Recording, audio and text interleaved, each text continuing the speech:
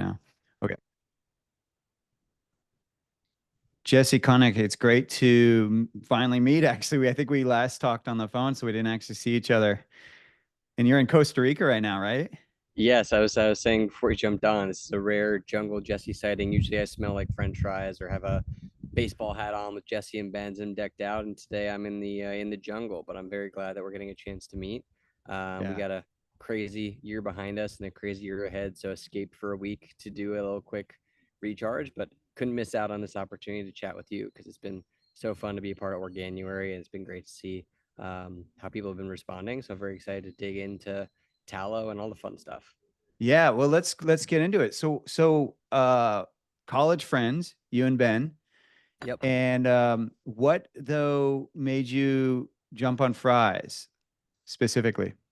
Yeah, so I know we've somewhat limited time, so I'll try to do the quick version. There's a little bit of a longer version, but basically, Ben and I have been friends since college, freshman year, kind of like on the same hall, became friends. We're both thinking we'd end up doing kind of like general business, things. Didn't really know what we want to do after college. Business was like we were told is if you're not a doctor or lawyer, sounds like a good thing to do. So we were pursuing that. Had friends going into the working world, not loving what they were doing 9 to 5, and we just basically decided, okay, let's try to like solve a problem on our campus, start a food business just because the food was a problem on the campus. And it just got us hooked on building brands, getting the immediate feedback loop of being in the food industry. We actually started in more of the traditional hospitality restaurant space. So we launched a food truck right after we graduated as like 22-year-olds in Washington, D.C., which is a very competitive food truck scene, built like a food truck brand that did really well. It's like won awards for best new truck and, build a following, became pretty well What was the immersed. food? Swizzler gourmet hot dogs was our first concept. We did hand cut fries as part of that. So fries have been in there since the early days. But the feature originally were these spiral cut hot dogs that were grass fed, grass finished beef. And this was 2014. So it's fairly early to be sourcing grass fed, grass finished beef at all. And hot dogs, didn't exist. So we were getting like custom manufactured hot dogs made for us when we're like 22 and didn't know what we were doing, which is an interesting thing. But that experience was very awesome because we didn't know anything and we were surrounded by chefs and people. And we just asked a million questions and got really curious. And we learned that for the most part, most things in the food industry, it was sort of like never really a good answer when you asked why a couple times. It's sort of like, well, this is how like I learned how to do it, or this is how Yeah. it's always been done. So that just led us down this rabbit hole, like learning about things from a first principles, like reading books and like Omnivore's Dilemma, watching Food Inc. documentary, all this stuff that was out at the time that was relatively new. And grass fed, grass finished beef became the big thing that we were really excited about. We were just like, you know what, like factory farms, all this stuff is crazy. Learn about the meat industry. We were all in on that and spent 3 or 4 years building our food truck brand. Did pretty well, but it was a really hard thing to do in the restaurant industry. And we realized, like, all right, we love this, what we're doing. We love making an impact on better sourced meat, better, higher quality food, sourcing locally. We did farmers markets, food trucks, catering. It was sort of this hustle around DC and running around learning a lot. And around this time, 4 years in, we decided, okay, let's pivot the concept to something that we think like we can get excited about for the next 10 years because we know that this is just going to be hard and we've got to be making sure it's a good business, big impact, can touch a lot of people. And hot dogs, like we learned that most people eat a hot dog like twice a year, like for, it's like a barbecue for like July, 4th of July and a baseball game. But there was this nugget of like nostalgia and doing better versions of these like mystery meat type of foods. We realized all that aligned perfectly with fast food. So we started a fast food concept, basically pivoted our brand Swizzler from Swizzler Gourmet Hot Dogs to Swizzler Crispy Chicken and Smash Burgers, what it is today. And the idea was like, okay, can we bring this really high level of quality around sourcing, this fun of fast food, and bring it all together at an affordable price point where we could truly be competitive with McDonald's and Chick-fil-A and these bigger brands? Because our thought was like, yeah, we might not open 2,000 of these things, but if we can even just show there's a model out there for a better fast food concept it's actually using high quality ingredients. And around this time too, we had started learning about regenerative agriculture. This was like 2017, so relatively early still for that, but we kind of had like transition to learn more about grass-fed, grass-finished beef into regenerative agriculture. We're sourcing regenerative grass-fed, grass-finished beef from a farm in North Carolina, doing this awesome stuff, sourcing local buns, making these smash burgers. Everything was going really well going into 2019. Signed our first lease. We're getting ready to open our first restaurant, and COVID hit. And we were in Yeah. DC, was one of the most heavily Devastating. impacted cities. Yeah, shut down. So we had a lease signed. We're supposed to open a restaurant April, May 2020. And we were just in survival mode. So we put our heads down. We're trying to figure out everything we could do to keep the restaurant alive. The food trucks were already kind of dead. So we just sort of like said, hey, okay, we'll let this sit for a while. We'll try to figure this out. And one thing that we knew, because it was like we changed our concept over the years, but fries had always been a main thing we did from day one through now, 5, 6 years into it. And these hand cut fries were sort of like culty famous for locally. We couldn't change the quality, but they were a lot of work. And we were going to try to get the food trucks back up and running. We are trying to get the restaurant up and running. We knew that we couldn't be hand cutting fries and potatoes all over the city. It just didn't really make sense, especially not knowing if we could even staff people because no one even knew what was going to happen with Yeah. COVID at the time. So we decided, okay, we need to do a frozen French fry. We tried all of them. We didn't like any of them. They didn't taste like the real thing. They had weird ingredients. So we made our own hand cut fries and froze them at our commissary kitchen, started making a mini French fry factory for our own restaurant, started making frozen fries for our restaurant to make a truly restaurant quality fry. And that just like little nugget happening that during COVID, restaurant survived. The concept actually exists in DC still. Swizzler, crispy chicken, and smash burgers. We're in some stadiums. We've got a brick and mortar in DC, but so we still run restaurants, which is kind of a funny part of all of this too. But we just realized like, oh wow, we have this frozen fry. We walked the grocery stores. There was nothing that was actually using real ingredients, actually tasted like the real thing. And we started doing the same deep dive we did back in the day on meat and local sourcing into potatoes and oil. And we just had this moment of like, oh my God, there's this thing happening right now with seed oils. And we started learning about it, started taking it out of our diet, started feeling way better, started seeing some of the research on it. And we just realized there's this really big opportunity to try to set a new standard in a very weird, boring industry you don't hear a lot about. And it's pretty much owned by like three companies. The weird thing about potatoes, like there's 3, 4 giant potato companies that own the entire business almost worldwide. So for us, we were like, okay, there's this big potato. There's like kind of like big enemy out there. And we thought, well, we could do things they can't do. Like we can be the guys behind the fries. We can actually put ourselves front and center because we're actually a business run by people. Like we run our own manufacturing plant still. We make all of our own French fries. We started doing beef tallow because we thought it was a great thing to do. We also do avocado oil too as an option. And yeah, it's just been really great. We kind of had the idea, spent a lot of time working it out. We launched in 2024 last year in June, and we're about 400 grocery stores. We're about to launch nationwide this year with Sprouts Farmers Market, hopefully Whole Foods, some other larger partners. So yeah, things are really rocking and rolling. And I think for us, we as a frozen product have had the downside where it's hard to ship things, and we don't want people to have to buy 10 bags of fries or pay $15 a bag, because the same way we care about affordability with fast food, we care about that when it comes to our ingredient. We don't want to be this hyper niche, only get it at Erewhon, spend $15 for a bag of French fries. Like we want to be a really delicious, high quality fry made with only real ingredients like potatoes, healthy fats, salt, and seasonings. And we want to be that option for families and people that can eat it 2, 3 days a week. And of course, it's going to be a premium, but it's not because we're so much more expensive necessarily than what everyone else is doing. We're just actually, it's the real cost of what it takes to make a real ingredient and a real product, which I know you know a lot about too. It's just so much of our food system and our pricing and where we're at today is based off of sort of this like false narrative around what things cost, because these big companies have either found ways to sort of like play the game with subsidies and lobbying and get like real discounts on what they're doing that makes it kind of not really make sense what they're paying for stuff. Or on the other side, there's just these other external factors that do cost us, but not in dollars, but it's in environmental damage or it's in health damage. And it's like we say this, and I bet you'll probably agree. I think we maybe even talked about this on the phone, but like healthcare, food is healthcare in a lot of ways. You're either paying for it now in a premium at the grocery store, or you're going to pay for it on the back end with your health and with doctor's bills later on. So we just feel like there's this huge opportunity and this huge movement happening, especially with people boycotting Kellogg's and really supporting all this stuff that's going on, and like just taking ownership over where they spend their money. So that's why we were just so excited to see the brands being involved with Organinuary and all the people pushing this movement towards organ meat and higher nutrient density and better quality food and not using junk. Because I just think that this grassroots effort is really going to be something that can change and move things. In the same way when we were building restaurants and doing the fast food thing, we thought we don't need to be replacing McDonald's and Chick-fil-A. We want to show there's truly a model of a better way to do things. I think we're in that first like wave right now where I think all these better for you brands are just showing these bigger companies like there actually is a better way to do this stuff and people are willing to pay for that. And I think if all of us just kind of like keep supporting the brands that feed us and nourish us and make us feel great, that we can keep working on this together and really change the food system one day at a time, which is exciting. Yeah, super exciting, and just honor you guys for going down that path because it is a harder path. And it's ironic too, because really, and you guys mentioned this on your website, jesseandbens.com.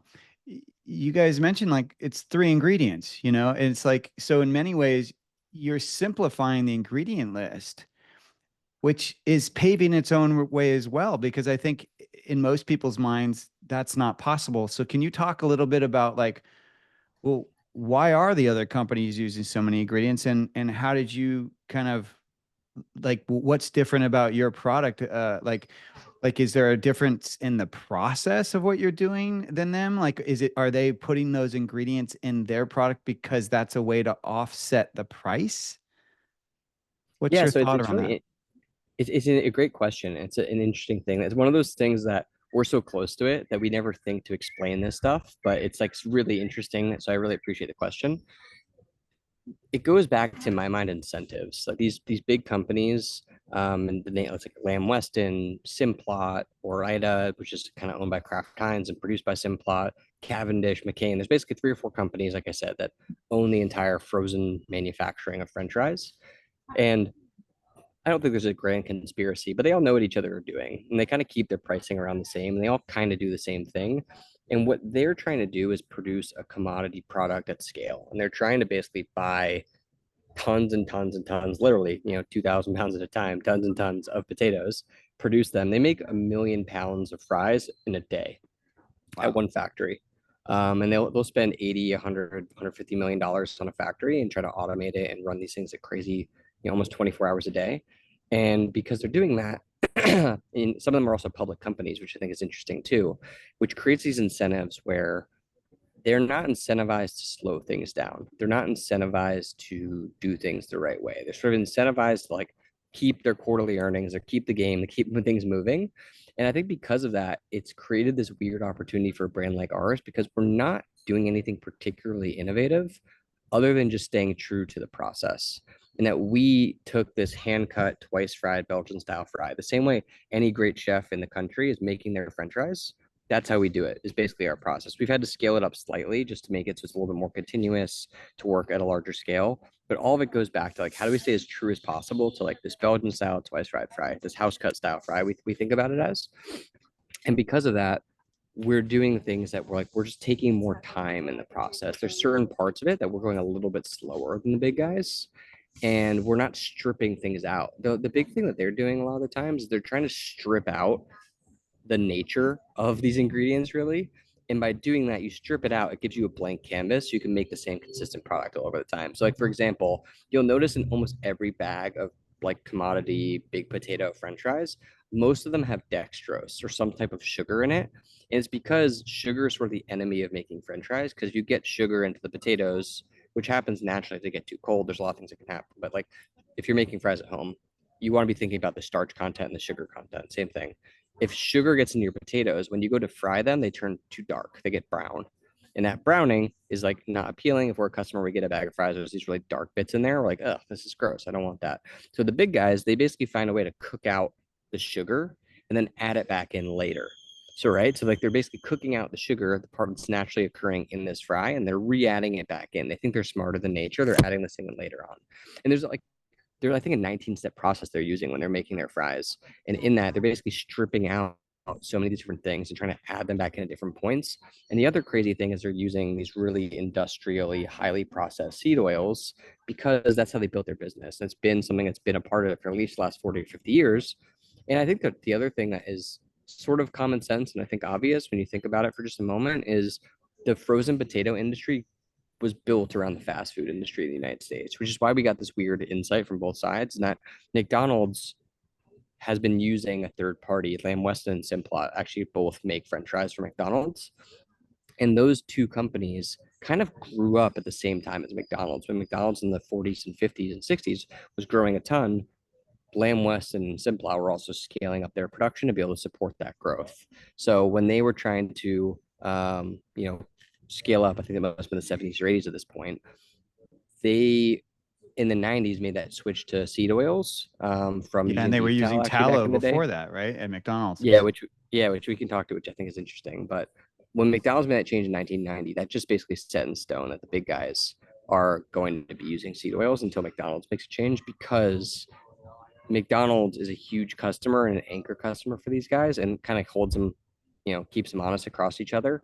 And they really beat them up on price. And these things are cheap because they are highly processed and they're like, using these subsidy driven commodity crops that are produced at really large scale, and then they're using like deodorizers and bleaches and this really chemical process to make this oil. So I think when you factor that in with all the stuff they're doing with the potatoes, you just get this thing that just tastes and looks and feels different. And I grew up on them, right? Like in the 90s, like I ate frozen fries, but I never thought of it as the same thing as a French fry from a restaurant. I was just like, oh, these are frozen fries. Like the Yeah. oven fries was kind of like the way I thought about it. And I think it's funny that we're just trying to basically say, hey, we're not trying to make oven fries or like frozen fries like the big guys are. We're trying to make real house cut fries that just happen to be frozen because it's a better delivery mechanism for you. And what's great is like freezing is the best um, preservative because we don't need to add anything. It goes back to that point. All we need are potatoes, cut The, them, the fat. blanch them.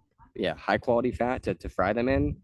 If there's a seasoning, we throw that seasoning on, and that's it. And we just kind of try to keep that process, and we're willing to sacrifice it being the most cost effective, perfectly efficient system to stay true to the quality of the ingredients of what we're trying to do. But it's always a fine line. We know everyone's wallets are hurting a little bit right now, and we know that everything's expensive. So we're trying to always find that balance. And I think a big question we get a lot is like, why aren't you using organic potatoes? And it's a Oh, great question. Like I would love to use organic potatoes, but they're mostly grown in the Pacific Northwest as far as possible from where we are on the East Coast. They're more expensive because they're organic and they're grown differently and the yields are different.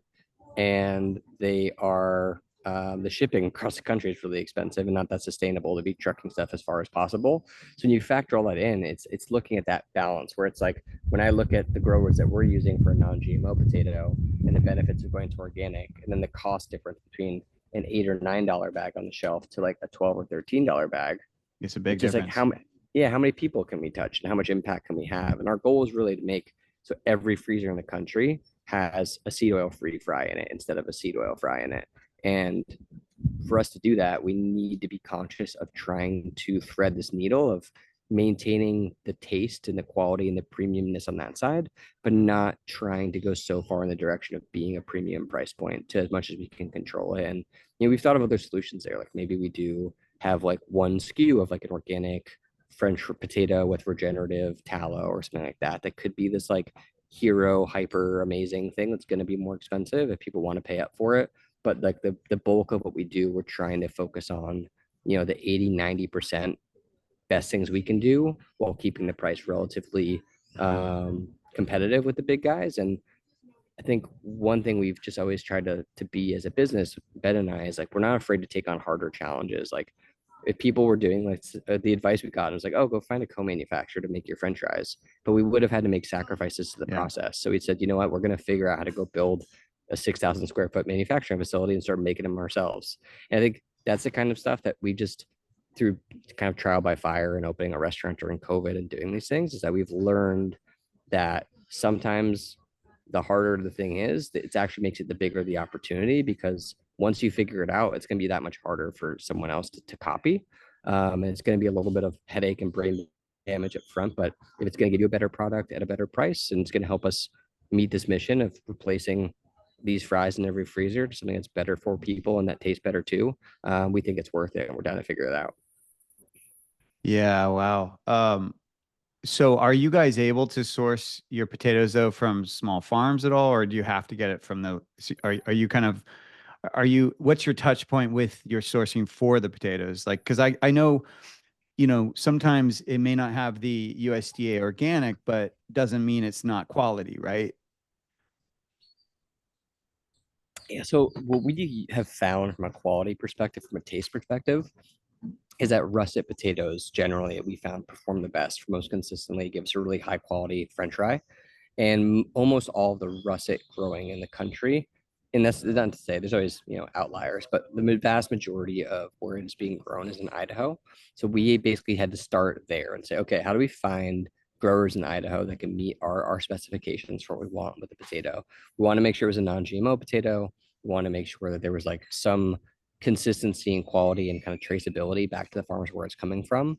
And we have to also make sure we can meet the scale of what we need. Because I think that the challenge that's always out there for any CPG brand, especially ones that want to grow quickly, is that if we put a claim on our packaging, it needs to be ironclad, right? Like we can't have a thing. If we like, let's say for example, we want to use regenerative grass-fed beef tallow, which would be awesome. As you know, and maybe a lot of the people listening probably know, there's not a big supply of that in the United States right now. Like we're kind of all building the supply chain as we go. And if we have an opportunity to launch with Costco or Target or these big people in the next year, there probably isn't a US based supply chain of regenerative tallow available at any price, even if we wanted to pay a super stupid premium to get it. So it wouldn't make sense for us to go out right now and to make our kind of core SKU that we want people to try and eat using regenerative tallow with a regenerative certification because we're going to run into an issue 6 months from now or 8 months from now. And that's what we basically ran into with potatoes too. It's like we need to make sure that whatever supply we have can grow with us and then be able to hopefully have some of these smaller operations grow alongside us that we can help grow. So we found we're learning a lot about regenerative growing of potatoes, which is a little challenging because the whole regenerative movement, one of the big pieces of that is no till, which is great, right? Animals get involved in the process and they're kind of cover cropping. You're having animals go around, they're helping regenerate the soil. This is amazing. The issue is that potatoes are grown underground. So, how do you harvest without tilling is an issue that we've been trying to figure out. And I think that's also where some of these You have to hire a certifications go. lot of hogs, right? Maybe, yeah, they'd probably be eating the potatoes as they go. I don't even know how that Yeah, would work. totally. We should get truffle hogs, maybe. But the the interesting thing is just the certifications for good reason try to be a catch-all, but then they don't actually catch everything, and it becomes sort of like a hindrance to other people that are trying to do the right thing, and they can get something 90% of the way there, which is so much better. But then you don't get credit because you don't have the badge, and then people don't want to pay a premium because they don't really understand how the touch point, which is why it's awesome to have this stuff where you can have these conversations in a longer form and really educate people about what's going on. But going back to your original question, we're basically working out of Idaho with some packers who work consistently with the same 3, 4 handful of farms. And Nice. that's how we're basically making sure we have a steady supply that can grow with us. And at the same time, we're starting to work with some university programs and other growers in different parts of the country to see where the opportunities lie in terms of getting organic potatoes or regenerative potatoes or helping farms transition from a conventional supply to a slightly better version of that supply. So I think for us, like we have this mantra internally around as we get bigger, we want to get better. And we don't want to sacrifice being able to grow and make an impact. So we want to make sure that whatever decisions we're making right now can grow with us. But as we're getting bigger and we have the ability to contract or pay in advance and do all these other things that allow you to get a little bit more creative on how you build out your supply chain, our commitment is like, yeah, we're going to invest in that. We're not going to try to be playing the game to get as cheap as possible on the shelf to be cheaper than Ore-Ida. Like they have $150 million factory. There's a Yeah, reason why like it's we're not not going going to to be able to happen. compete with that. Yeah, but we can maintain our price point or drop it slightly or get into other retailers while improving the quality and increasing our just level of depth and vertical integration on the supply chain. And it all comes down to our ability to just continue to make the product that tastes really good and it with maintains our standards around what's important to us, and we know that we can just upgrade those and improve them over time. We've learned the hard way from food trucks and restaurants. You can't offer something great and then take it away, right? It's better to like do what you can right now and then improve over time, and that's what we're committed to. Is just every day, how do we get 1% better? How do we improve our supply chain? How do we improve our quality? How do we improve our factory? And then, of course, how do we improve the way that we tell our story and spread the word about our brand? So we get credit from the people that do care because we know there are just so many people out there that are passionate about the stuff and they want to be a part of the solution. And it's great. It's like part of the solution is like eating delicious food. You can just like eat stuff that tastes really good and support brands that you trust and that people that you trust. And that seems to me like the way that we're all going to change and really shape the food system going forward, which is exciting. Yeah, way to go. Yeah, and it takes time, and hopefully people watching really understand that. It's like, sometimes it's not about looking for perfection. It's looking for the people like yourselves who are actually like striving towards the bigger mission and taking it one step at a time, but always maintaining clear focus on the intention of that mission. I would say everyone in Organinuary fits that bill. Um, It's interesting. It's almost like you're like a shareholder as an early buyer of some of these brands, right? It's like when they have this transparency and they're telling their story and bring you along in the journey. It's like I feel great. There's tons of brands that I consistently buy week over week, and I'm like, I get myself a little pat in the back. So I'm like, I'm helping their velocity, I'm helping them grow, I'm helping them get better. And it just feels good. It's like, okay, that like extra dollar or $1.50 over their competitor on the shelf, that's an investment not only in my health, but my investment in building the food system I want to exist for my family 10, 20 years from now. And I think Yeah. it's really great to see more and more people, I think, are starting to get that mindset too. This is not a cost or a speeding ticket. This is an investment in like the world I want to live in and the body I want to have and the health I want to have for my family. Yeah, I love that.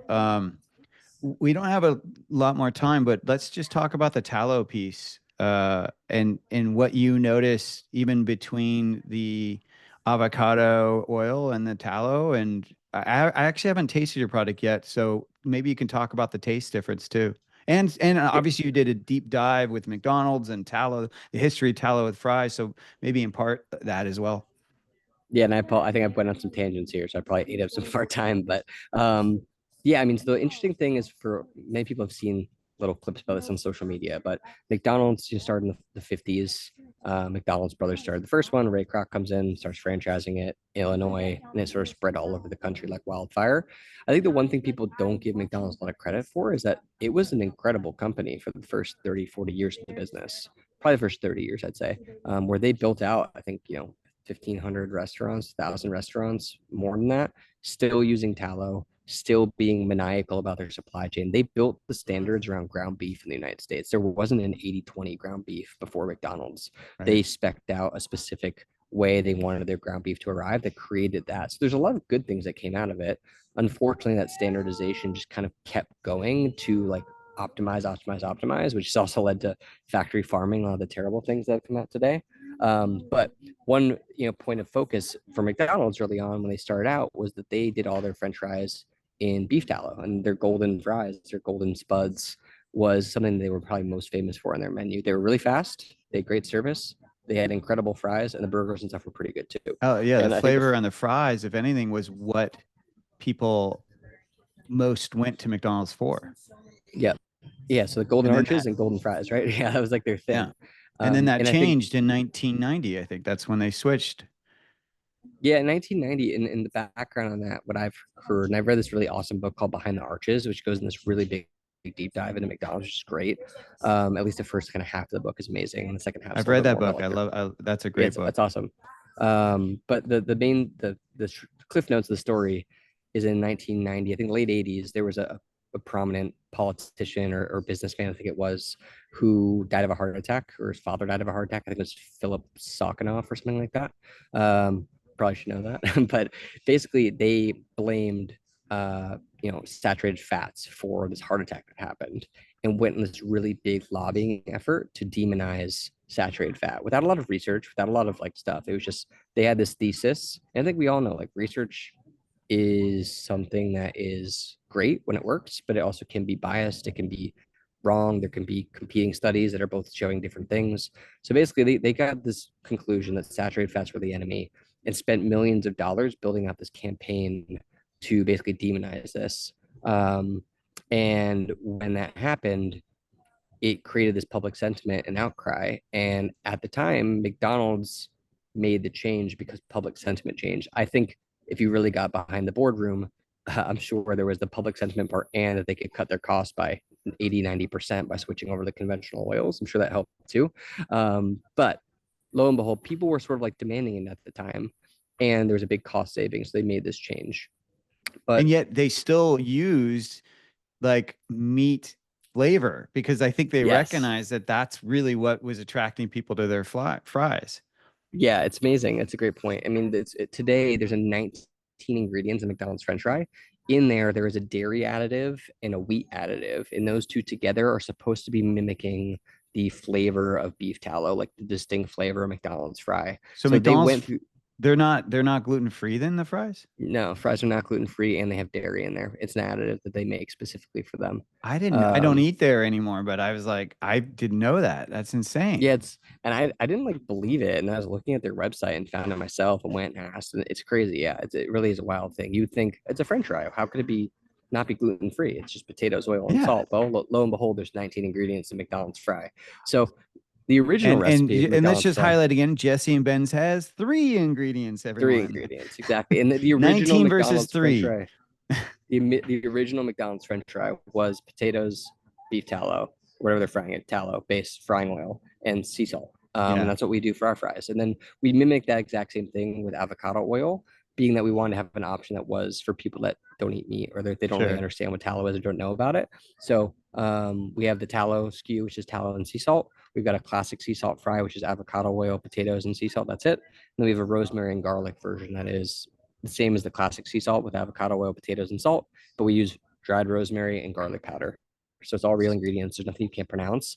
All the big guys on their fries, you see things like sodium bicarbonate and dextrose, like we talked about, and a bunch of things you can't pronounce and don't know what they are. And in our mind, it's like a real French fry uses real ingredients that you know exactly what they are and you can mimic the process at home. The benefit for eating our French fries is that you don't have to spend 3 hours making a house cut fry from scratch. I've done it in my house just to kind of test it out. It'll take you hours, if you really Yeah. want to do it the right way. So the idea is like we want to make that twice fried Belgian style house cut fry for you and have all of it done through that first fry. We freeze it, time capsule it, basically get it there for you, and then you just have to pop it in the oven, the air fryer. If you're feeling really ambitious and you want something delicious, you could even fry it in like tallow or something at home if you want to get crazy, and they're amazing. But and the other fun note about all this stuff too is we actually use the exact same base fry that we sell for Jesse and Ben's at our restaurant in DC still today at Swizzler. Like we make a wholesale version of our fries and sell them to Swizzler. And those are the exact same restaurant. And they've won awards as for the best French fries in Washington, D.C. It's like that exact French fry is the fry that you're buying at home and making in your oven or air fryer using only simple ingredients, potatoes, healthy fats, salt. That's it. And that's what you're getting every single time. And I think the last part of your question was some of the benefits of tallow. One is just the flavor is amazing, right? Like you get that umami, that like savoriness that comes out of it, which is really delicious. But there's also just all these great nutrients. And I think that's something that the same way it was demonized back in like 1990 around then, and they made the switch that saturated fats the enemy, as many things do, the pendulum has swung the opposite way. And so many people are realizing that actually red meat is like basically like the building block that civilization was built on. There's so many nutrients that are in there. And I think similar to organ meat, you get these like micronutrients and these other parts of it that you're not necessarily getting when you're eating a lot of other things on your plate. Like, ground beef is amazing, steaks are amazing, but really when you get into like the fats, you get some of these like fat soluble micronutrients in the tallow or you're getting into organ meats, that's when you're really getting some of these other things that we've been supplementing other ways because we switched to a very like factory farmed chicken white meat diet in the United States. Yeah. Like I think this movement back towards red meat, especially, but things like healthier fats like a tallow, it goes a long way to just like really giving your body some of the stuff that it needs. Well, Dr. Bill Schindler of Eat Like a Human, he says there's three things that changed and enabled us to even have this conversation, which is our Homo sapien bodies got three things: fat, organs, and blood. So there you go. Fat, organs, blood. Yeah, very nutrient dense. Okay, quick fire questions, real quick. What dip do you like the most with your French fries? I Or always love a dip or good no dip? they don't need any dip. They taste amazing, but I'd say at our house, the two things I'm most commonly dipping on are ketchup. I love the idea of the Primal Kitchen like ketchup, the unsweetened one, but like organic Heinz ketchup is so damn good. It just reminds me of my childhood. So that's my go-to. I also love the Primal Kitchen burger sauce they came out with recently. So a lot of times we'll make like regenerative grass-fed beef burgers without a bun at home with like some Grillo's pickles, some onion, and some Jesse and Ben's tallow fries, and I'll have that burger sauce and squirt some on the burger and some on the side for the fries. That's probably my favorite. It's really good. Nice. Any plans to do duck fat? Actually, yeah, we have samples of dove fat sitting in our freezer, and we need to find time to test them. And we're designing a bag just in case. So it is something on the roadmap. If anyone's listening to this and you're like, hell yeah, duck fat, send me a DM and email. We'd love to know what people think about that because we think it could be cool. We also think it could be crazy. It's not something other people are doing. So we're open minded and we want to do stuff that's fun that I people I want. vote So for duck fat. I think duck fat and potatoes were like are like peanut butter and jelly. Like they just go together. But I love it. yeah, I would definitely vote for that. So how do we get you to do an ancestral fry with pluck? I think that would be an amazing, I amazing love the product. idea. I think that's amazing. I mean, I've thought of like, I could totally see a world where not mutually exclusive, but like we could do an organic potato with a regenerative tallow. Maybe you add in that, yeah, that pluck seasoning and then like partner with Force of Nature, where it's like you can add in a bag of these ancestral fries onto like a direct to consumer order and like throw it in with your regenerative meat, or find a way to kind of like do that. Of course, it might be a way to do like an LTO with a retailer to make it available for people too. But I love the idea. The reason I even came across you guys, like I of course knew about pluck and I've eaten it before, but I like hadn't thought of it in a while. And then someone tagged us in our first like maybe month and a half being in market with like, here's the hack. And they were taking fries out of the oven, tallow fries, and sprinkling pluck on top. And as soon as I saw that, I was like, oh my God, that is an incredible idea. So So good. we need to workshop this and get it going. Maybe there's like a little bag of pluck that goes in the bag with our fries that you can like do Oh. it and then shake it on after the fact, or maybe there's a way to season it during the Oh, we process. could I don't totally know. we have the little bag. We could totally do that. That's a Yeah, great I that's a it's like the really Mike's good Hot Honey idea. and the pizza. We do the pluck seasoning in the bag for the ancestral hookup. I like the idea. Oh, that's brilliant. Yeah, yeah. We'll talk offline about that. That's doable tomorrow. Like that's how realistic we already have the bag. And it's probably a perfect size for your amount of fries per your bag. Oh, that's so smart. It's funny. I Yeah, let's always test it think of out. things that they have to already have it on there, but that's a great ad. It's better to put it on after because then you're maximizing the flavor and the nutrition. Yeah, because we found too a lot of times when you season things and then freeze them, you lose some of the flavor. So sometimes you need to like over season before you freeze it so that when you cook it, you can get all the flavor you want in the final bite. It's kind of this weird thing. Like there's companies that make food for airlines, but when you're up in the air at altitude, like your nasal passages clog, so I need to put more salt in it than you'd eat it. Like if you ate it on the ground, you'd be like, holy crap, this is so salty. I can't eat it. But up in the air, it's the right amount of salt. So there's like Right. this weird thing with freezing and reheating that you need to like account for. But I think the downside is like people don't want to like get a little packet of rosemary and garlic and sprinkle it on after, but something like pluck that's unique that you can't necessarily get all the time, or you might not be like, oh shit, I ran out. I can't just go to the store and grab it necessarily. I think that's a great idea where it gives A you that great little idea, extra man. zing. Well, we'll talk about it. And so appreciative of you guys being with January. Jesseandbenz.com, everyone. All the links will be below and make sure to do all the tasks for January because you can win Jesse and Ben's products. So thank you again, Jesse, for everything you're Yeah, we doing. And don't we please, don't ship a lot of fries, but we will ship them directly to you if you win because we are very excited to be a part of this. So we'll yeah. find a way with dry ice and all the fun stuff.